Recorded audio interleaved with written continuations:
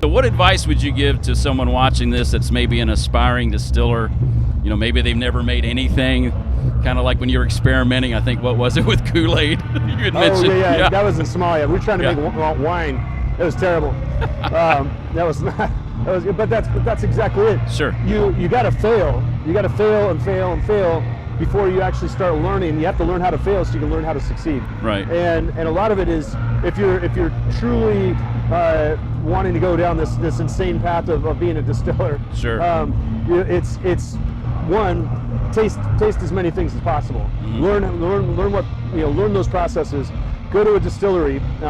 Seek out a distiller. Start talking to them, and understand what it takes. Doing your research as much as possible. What's fun is doing the actual sipping research. That part's easy. Yeah. But then doing the actual there's a lot of information online. If you want to go to a school, there's schools in Scotland, there's schools in Chicago.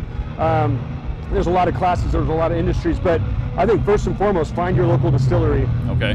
Talk to distillers. Find out just the basic processes, because there's so many different ways to make any kind of spirit, to be honest. Would you say it's easier now to be a distiller than it was just 10, 20 years ago?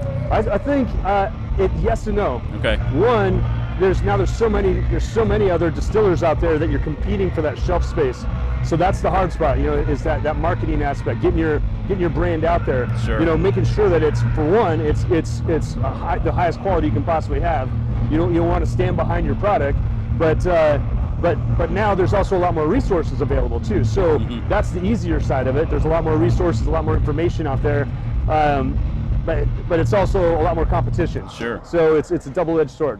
Well, I won't mention names or brand names, but there are some brands out there now with heavy marketing dollars behind them, and I wouldn't wash my hands with some of this stuff. It just doesn't taste good. I mean, it just has I don't know how they did it, or that they rushed it or what, but there's some stuff out there now, not blackened. This stuff is wicked. I love this stuff, but I mean, it's just, so I see what you're talking about. Go ahead. You can't rush quality. I mean, No. and that's it. And the biggest thing about this collaboration, originally between Dave Pickerell and Metallica, was they wanted a whiskey that was going to stand on its own. That's why you don't see Metallica anywhere on the bottle. It's about the whiskey inside, and that was the beautiful. first and foremost highest priority.